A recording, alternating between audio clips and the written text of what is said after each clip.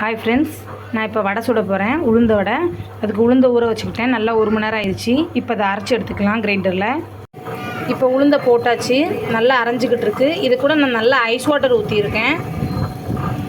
இப்போ நல்லா அரையட்டும். அரைஞ்சதுக்கப்புறம் நான் உங்களுக்கு காமிக்கிறேன். தண்ணி ரொம்ப சேர்க்காம கொஞ்சம் கொஞ்சம் தெளித்து விட்டுக்கோங்க. தண்ணி ஊற்றாமல் நம்மளால் அரைக்க முடியாது. அதனால் கொஞ்சம் கொஞ்சம் தண்ணி தெளிச்சுட்டு நான் ஐஸ் வாட்டர் ஊற்றியிருக்கேன். இப்போ நல்லா அரைஞ்சிருச்சு. அதனால் இப்போ அதெல்லாம் வலித்து எடுத்துக்கலாம். நீங்கள் அரைச்சி எடுக்கும்போது இந்த கன்சிஸ்டன்சியில் இருக்கணும். எப்படி நல்லா அரைச்சிருக்கு பாருங்கள்.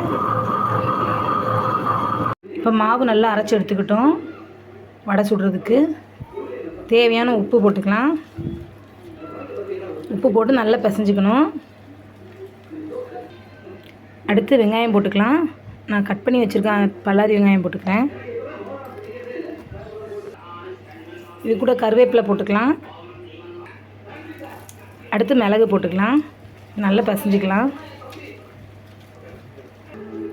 ஒரு கைப்பிடி பச்சரிசி போட்டுக்கலாம்.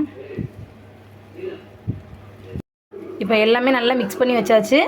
இப்போ எண்ணெயும் அடுப்பில் காஞ்சிருச்சு. இப்போ வடை சுடலாம்.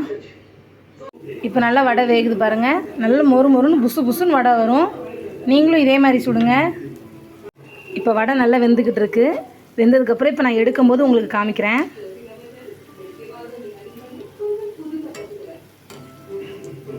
இப்போ நல்லா எண்ணெய் வடிஞ்சிக்கிட்டும். அப்போ தான் நமக்கு எண்ணெய் இருக்காது.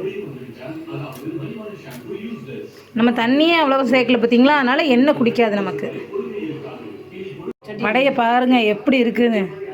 நல்லா சூப்பராக மொறு மொறுன்னு இருக்குது. சாப்பிடும்போது உங்களுக்கு காமிக்கிறேன். என் பொண்ணு தான் இப்போ டேஸ்ட் பண்ணுறா. எப்படி இருக்குன்னு இப்போ அவகிட்டே கேட்டுடலாம். அக்கா